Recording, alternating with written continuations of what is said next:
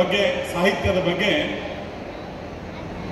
ವಿಚಾರಗೋಷ್ಠಿಗಳಿರ್ಬೋದು, ಚರ್ಚೆಗಳಿರ್ಬೋದು, ಅದನ್ನು ಪ್ರಾಯೋಗಿಕವಾಗಿ ವೇದಿಕೆಯಲ್ಲಿ ತೋರಿಸುವಂಥದ್ದಿರ್ಬೋದು, ಕೈಯಲ್ಲಿ ಚಿತ್ರಗಳನ್ನು ಬಿಡಿಸುವಂಥದ್ದಿರ್ಬೋದು, ಹಾಗೆಯೇ ಅಲ್ಲಿ ಒಳಗಡೆ ಇರುವಂಥ ಅನೇಕ ವರ್ಷಗಳ ಹಿಂದಿನ ಒಂದು ನಮ್ಮ ಹಿರಿಯರು ಯಾವ ರೀತಿಯಲ್ಲಿ ಅದನ್ನು ಬಳಸುತ್ತಿದ್ದರು ಅನ್ನೋದಕ್ಕೆ ಬಹುಶಃ ಇವತ್ತು ವಿದ್ಯಾರ್ಥಿಗಳಿಗೆ ಕೇಳಿದರೆ ಅದು ಏನು ಅಂತ ಗೊತ್ತಿರಲಿಕ್ಕಿಲ್ಲ. ಅಂಥ ಒಂದು ವಸ್ತುಗಳ ಒಂದು ಪ್ರದರ್ಶನವನ್ನು ಇವತ್ತಿಲ್ಲಿ ಏರ್ಪಡಿಸಿದ್ದಾರೆ. ಇದು ಬಹುಶಃ ನಮ್ಮಂಥ ಹಿರಿಯರಿಗಿಂತಲೂ ವಿದ್ಯಾರ್ಥಿಗಳಿಗೆ ಈ ನುಡಿ ಹಬ್ಬ ಅತಿ ಶ್ರೇಷ್ಠವಾದಂಥ ಹಬ್ಬ. ಇದನ್ನು ನೀವು ನಿಜವಾಗಿ ಅರ್ಥ ಮಾಡಿಕೊಂಡಲ್ಲಿ ಮುಂದೆ ನೀವು ಬದುಕಲ್ಲಿ ಅನೇಕ ವಿಚಾರಗಳನ್ನು, ಚಿಂತನೆಗಳನ್ನು ಮೈಗೂಡಿಸಿಕೊಂಡು ನಾವು ಜೀವನದಲ್ಲಿ ಮುಂದೆ ಬರಲಿಕ್ಕೆ ಸಾಧ್ಯತೆ ಇರುವಂಥ ಒಂದು ಹಬ್ಬ ಅಂತ ನಾನು ಈ ಸಂದರ್ಭದಲ್ಲಿಕ್ಕೆ ಇಚ್ಛೆ ಪಡ್ತಾ ಇದ್ದೇನೆ. ನಮ್ಮ ಹಸ್ರಣ್ಣನಾದಂಥ ಹರಿನಾರಾಯಣ ಹಸ್ರಣ್ಣ ಅವರ ಒಂದು ನಾಯಕತ್ವದಲ್ಲಿ, ಹಿರಿತನದಲ್ಲಿ ನಡೆಯುತ್ತಿರುವಂಥ ಈ ಒಂದು ನುಡಿ ಹಬ್ಬ ಖಂಡಿತವಾಗಿಯೂ ಎಲ್ಲ ರೀತಿಯ ನಮ್ಮ ವಿಚಾರಗಳನ್ನು ಅರಿತುಕೊಳ್ಳುವಂತಹ, ತಿಳಿದುಕೊಳ್ಳದ ಕೇಳಿದರೆ ನಿಮ್ಮ ಹಾಗೆ ವಿದ್ಯಾರ್ಥಿ ಜೀವನದಿಂದಲೇ ಅನೇಕ ಚಿಂತನ ಮಂಥನಗಳನ್ನು ಮಾಡಿಕೊಂಡು ಅನುಭವಿಸಿಕೊಂಡು ಬಹುಶಃ ಲಕ್ಷ್ಮೀಶ ತೋಳ್ಪಾಡಿ ಅಂತ ಹೇಳಿದರೆ ನಾನು ಅವರ ಹತ್ರ ಕೇಳಿದೆ, ನನಗೊಬ್ಬರು ಐಸ್ಪಾಡಿ ಅವರು ತಾವೇ ಅಂತ ಅವರಲ್ಲಿ ಕೇಳಿದೆ. ನಾನು ಅಧ್ಯಾಪಕನಾಗಿ ಇರಲಿಲ್ಲ ಅಂತ ಅವರು ಹೇಳಿದರು.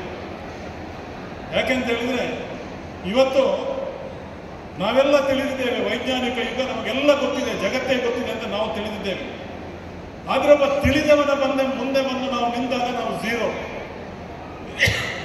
ನಮಗೆ ಗೊತ್ತಿರುವುದೇ ಬೇರೆ, ನಿಜವಾಗಿ ಗೊತ್ತಾಗಬೇಕಾದದ್ದೇ ಬೇರೆ.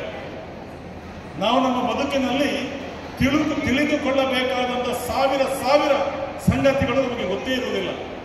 ಅಂತ ಗೊತ್ತೇ ಇಲ್ಲದಿರುವುದನ್ನು ತಿಳಿದುಕೊಳ್ಳುವುದೇ ಬಹುಶಃ ಈ ನುಡಿ ನಮನ ಕಾರ್ಯಕ್ರಮ ಅಂತ ನಾನು ಅಂದುಕೊಳ್ತೇನೆ ಮತ್ತು ತಿಳಿದುಕೊಳ್ತೇನೆ. ಅದು ಅಷ್ಟೇ ಸತ್ಯ ಅಂತ ನಾನು ಹೇಳಲಿಕ್ಕೆ ಬಯಸ್ತೇನೆ.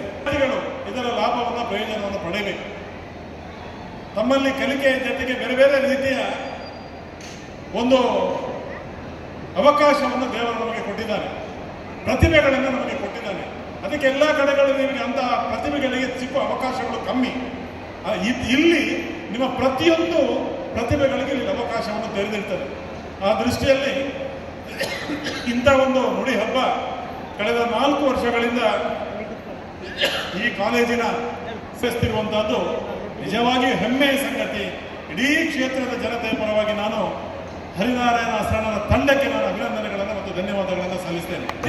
ಜೊತೆಗೆ ಪಠ್ಯೇತರ ವಸ್ತುಗಳನ್ನು, ಪಠ್ಯೇತರ ಚಟುವಟಿಕೆಗಳನ್ನು, ನಿಮ್ಮ ಜ್ಞಾನಕ್ಕೆ ಇನ್ನಷ್ಟು ವಿಷಯಗಳನ್ನು ಕೊಡುವಂತಹ ಪ್ರಯತ್ನವನ್ನು ಈ ನುಡಿ ಹಬ್ಬದಲ್ಲಿ ಮಾಡಿದ್ದಾರೆ. ತೆಗೆದುಕೊಳ್ಳುವುದು, ಬಿಡುವುದು ನಿಮ್ಮ ಇಷ್ಟ. ಆದರೆ ಇದನ್ನು ನೀವು ಸರಿಯಾಗಿ ಅರ್ಥ ಮಾಡಿಕೊಂಡು ತೆಗೆದುಕೊಂಡ್ರೆ ಮುಂದೆ ನಿಮ್ಮ ಜೀವನದಲ್ಲಿ ಇದು ಬಹಳ ಅಗತ್ಯವಾಗಿ ಬೇಕಾಗ್ತದೆ. ಗಂಟೆಗೆ ಮಂಗಳೂರಿಗಾಗಲಿ ಕಾರ್ಯಕ್ರಮ ಯಶಸ್ವಿಯಾಗಿ ನಡೆದಿದೆ. ಇವತ್ತು ಸಮಾರೋಪದಲ್ಲಿ ಬಹುಶಃ ಸಮ್ಮೇಳನ ಅಧ್ಯಕ್ಷರು ನಮ್ಮನ್ನು ಉದ್ದೇಶಿಸಿ ಒಳ್ಳೆಯ ನುಡಿ ಮತ್ತುಗಳನ್ನು ಹೇಳಲಿಕ್ಕಿದ್ದಾರೆ. ಎಲ್ಲರಿಗೂ ವಂದನೆಗಳನ್ನು ಸಲ್ಲಿಸಿ ನನ್ನ ಮಾತು ಮುಗಿಸ್ತೇನೆ.